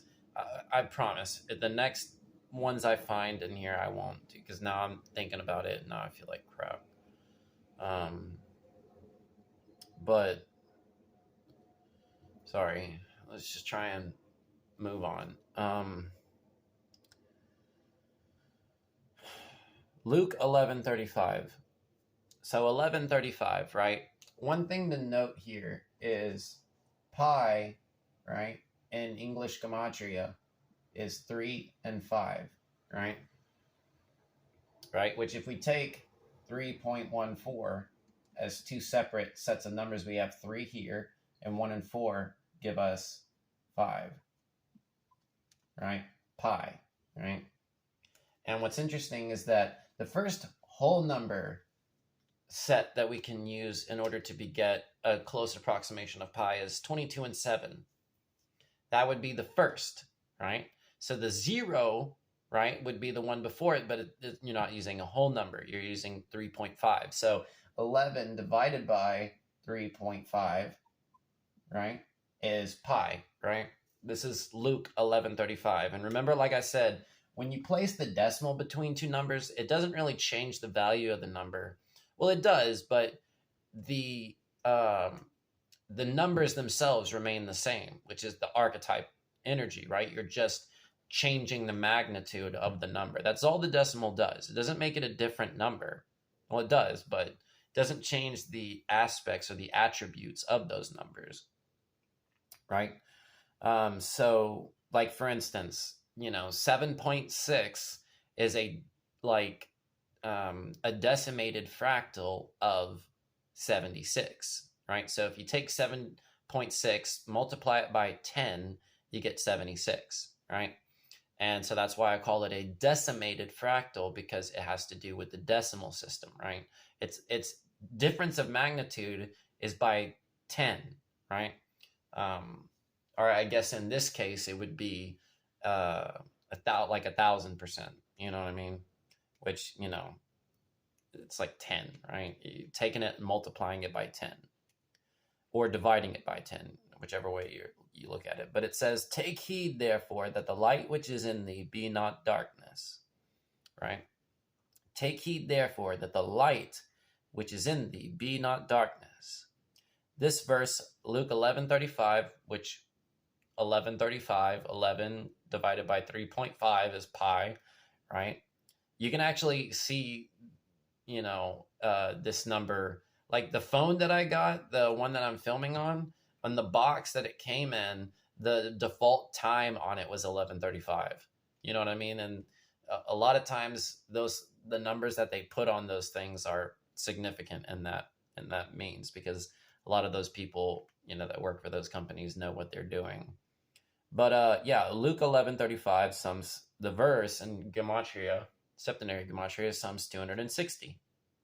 Right? Another way in which it's encoding both pi and the Tzolkin, right? There are 13 words in this verse. So again, it's another reference to 13, right? There are 55 letters, right? 55 being the number of primes, right? Within the Tzolkin, right? It is the 10th Fibonacci number and the triangulation of 10, right? So it's the 10th Fibonacci number, the triangulation of 10, right? And that's important because we have the equilateral triangle encoded within our hands, designed by God, created by God, right? For God, right? So within the 10 fingers, right, we have the 10th Fibonacci number, the triangulation of 10, both being 55, and 55 is made up of 5 and 5. Of course, in base 10, but God designed base 10 for all of these understandings.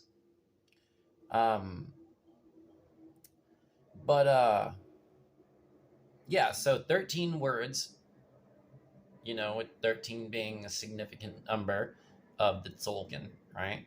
And 55 letters, right? Well, 55 plus 13 is 68.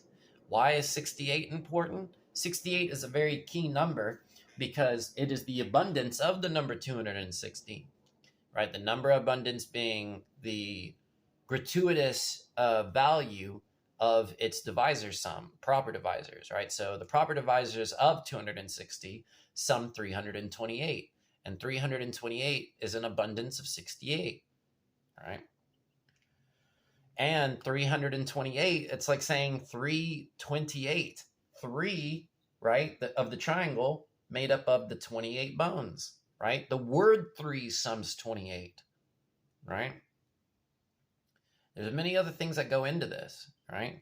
But 13 words, 55 letters, right?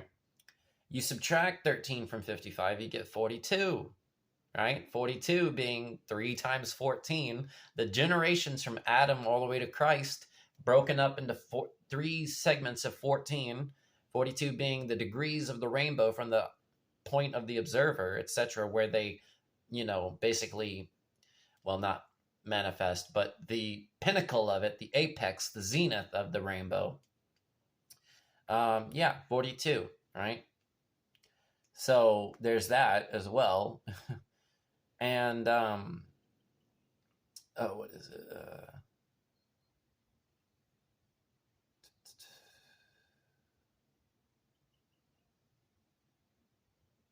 And the number of consonants and vowels is 35 and 20.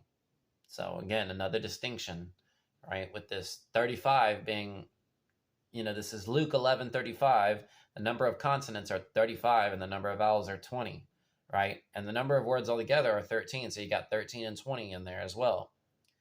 The gematria values for it, the consonants are 178, and the vowels gematria sum is 82. But again, um, all of these things are like, every single number has its own attribute. And it's like, for instance, like the number 82, I don't know much about that particular number. You know what I mean? Because I'm not ready. God hasn't delivered me the revelations regarding that number. But it is the mirror of 28, right? Again, going back to 28 being that triangle, of our hands, because we have 28 phalanges, which allow us to form that triangle. And again, 3 sums 28. One thing I will point out, though, is, you have 55 primes in the Tzolkin. Remember, this verse sums 260, and there are 55 letters, and there are 55 primes from 1 to 260. So if you look at the first prime, it's 2. So kin 2 would be the first prime. The last one is 257, right? That's red planetary Earth, right? That's the 55th prime number.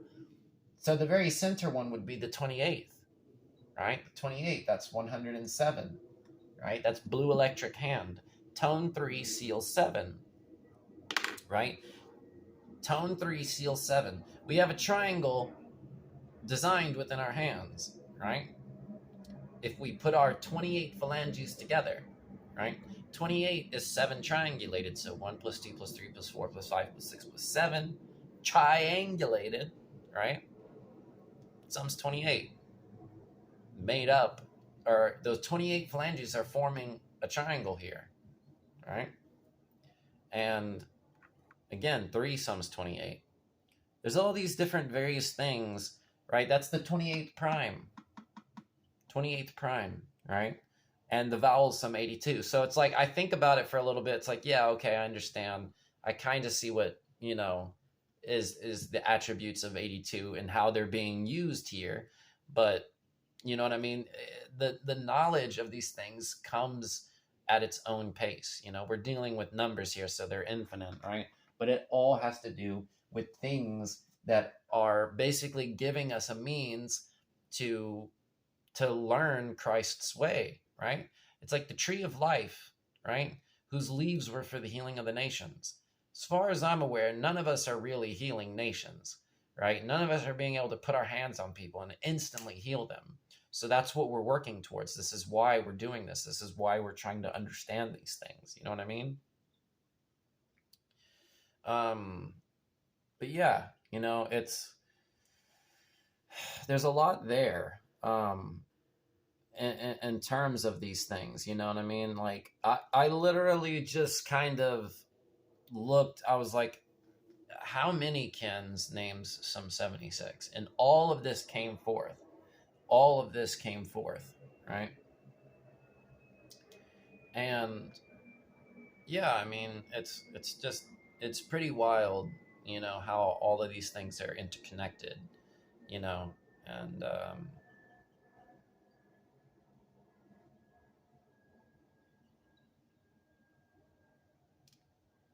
trying to think of another point, to kind of bring it all back around. Yeah, I mean, I've been like experimenting with like the magic square of the sun. You know what I mean? That those are other things that are like deeply incorporated within all of this. You know what I mean? Um, there's many other things that go into that with that aspect. I guess we can go ahead and do a G breath here, but we're gonna do mouth mouth all the way back to mouth mouth. So we're gonna do, I guess, the opposite command of what we did when I had come back. So command is extract this. Now exhale out of your mouth. Mouth mouth. Mouth nose. Nose nose.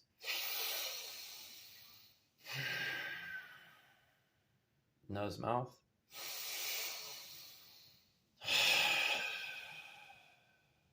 Mouth, mouth.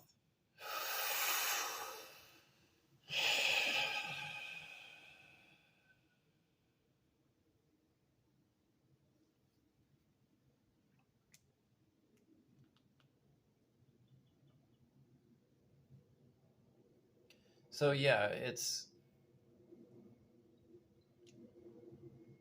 again, all of this is syncretized in a unified system, right? They're using the same mathematics. Why? Because all of the true natural systems are based upon God's design, God's creation. That's what I'm interested in. That's what anybody who's going down this path should be interested in, right? They need to be able to anchor it back into the fundamentals, as well as seeing synchronized patterns between seemingly different systems. For instance, the Tzolkin, the Holy Bible, septenary gematria, the Lord Jesus Christ, the G breath. You know what I mean? They need to be able to see connections between the different systems, right? And number is how we do that, right? Not to exclude the moral teachings of Christ, no. Ultimately, the moral teachings of Christ is simple, right? You love God with all your heart and you love your neighbor as yourself. Everything else that comes of that, you want to keep the heart simple, right? Once you get that down and you understand how to apply it to, what you can, it goes back to like when the Pharisees and the scribes had given like tons of money to the temple. And this one woman, went in and gave like 2 pennies, and it was like all that she had. She gave as much as she could according to what she had. And that's all that matters. God sees that. God recognizes that, right? God recognizes when you're not doing as much as you can versus when you are doing what you can, even if it's not that much, right? And your Father who seeth in secret shall reward thee openly, etc. So the heart and the love and the moral teachings of Christ are very simple to understand. It's all of these, the wisdom aspect, or not the wisdom aspect, but the intelligence aspect that's greatly misunderstood and greatly lost, right? As far as I'm aware, like I said, none of us have the power to lay our hands upon people and instantly heal them. But it is possible through the understanding of what also is contained within the Holy Bible, right? And it gives us the means, right? Like, for instance, in order to really truly do that, you have to have a very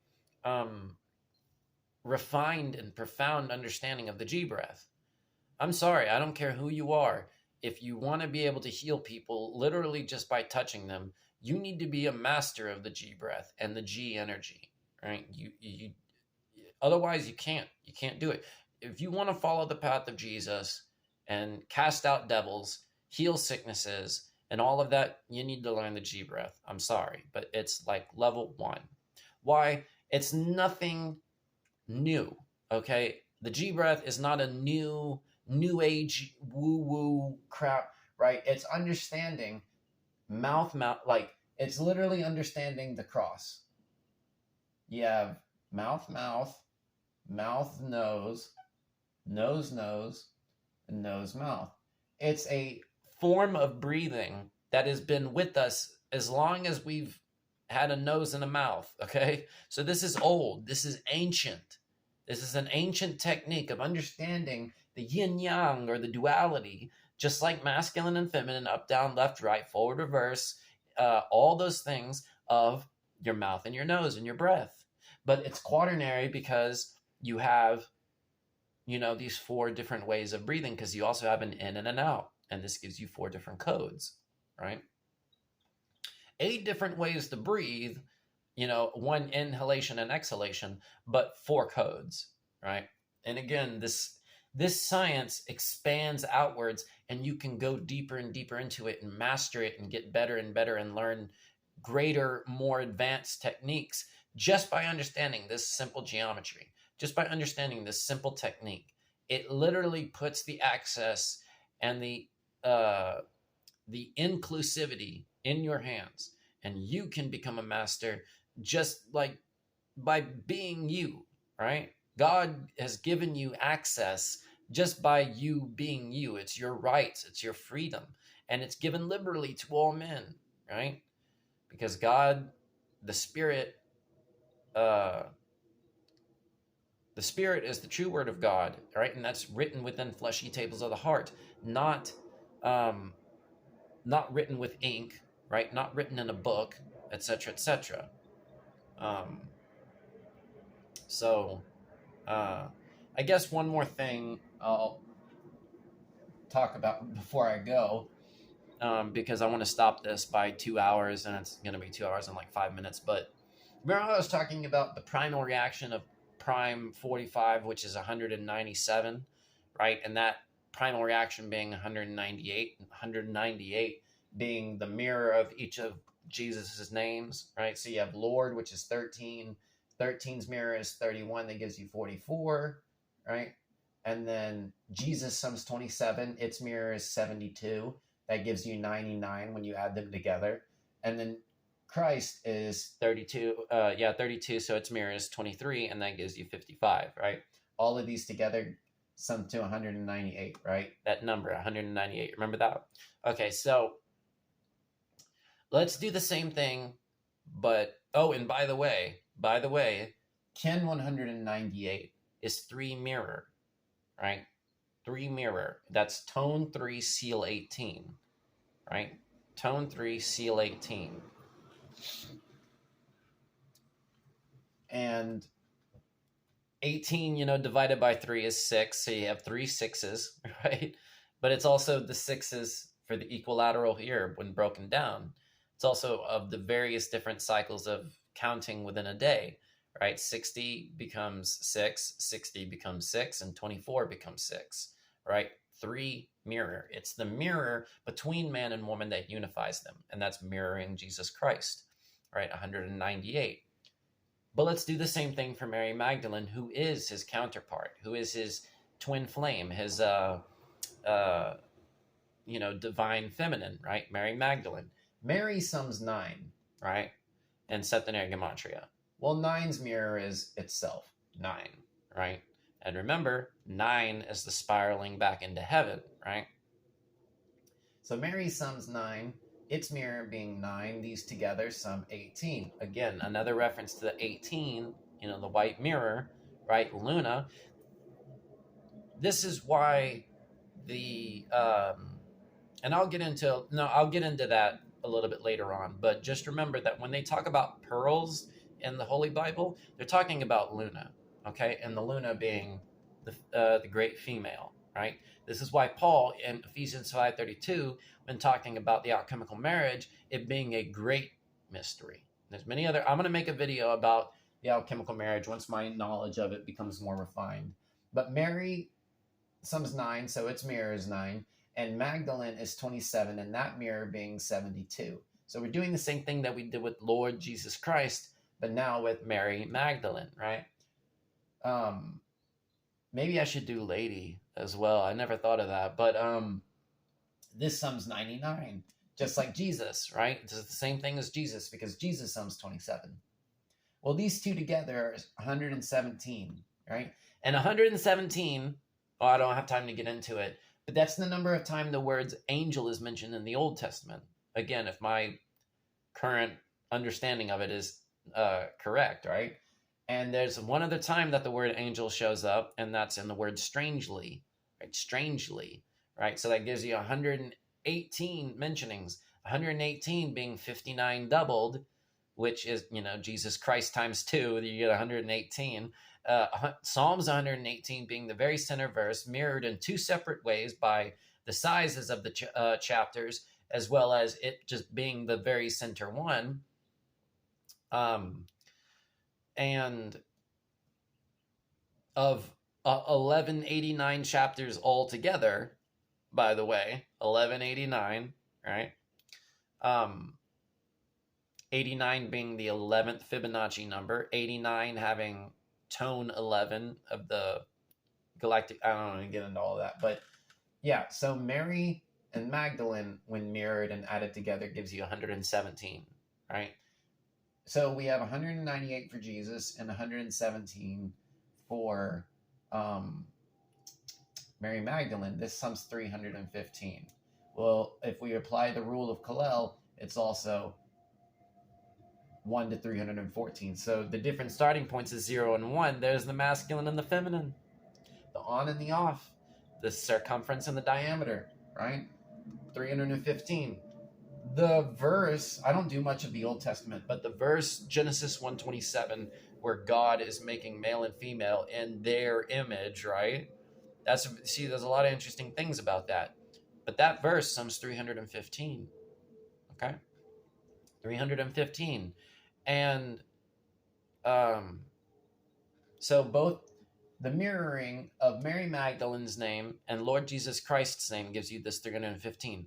The verse in Gematria, septenary Gematria for Genesis 1:27, right?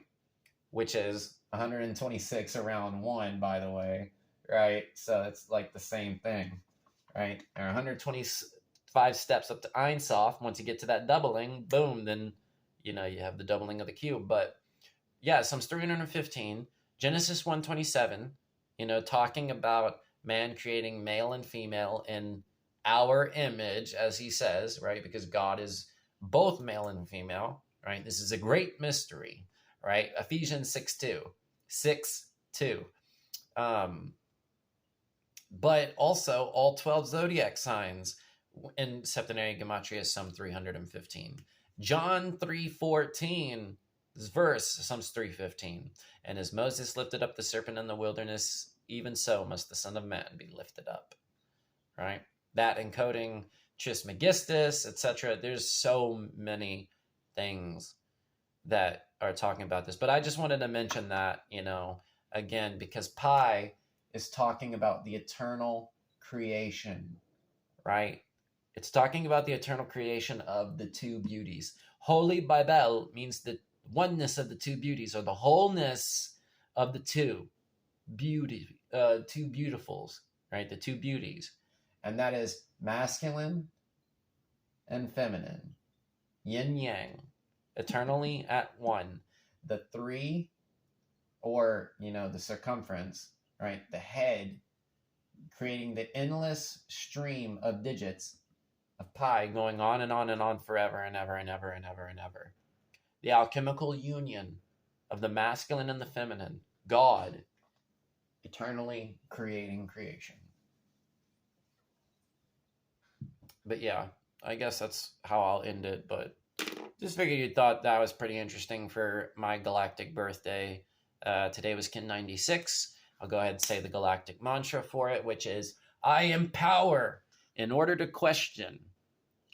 Commanding fearlessness, I seal the output of intelligence with the overtone tone of radiance. I am guided by the flowering of the yellow overtone seed. That's a shout out to my cousin, but yeah. Y'all have a good one.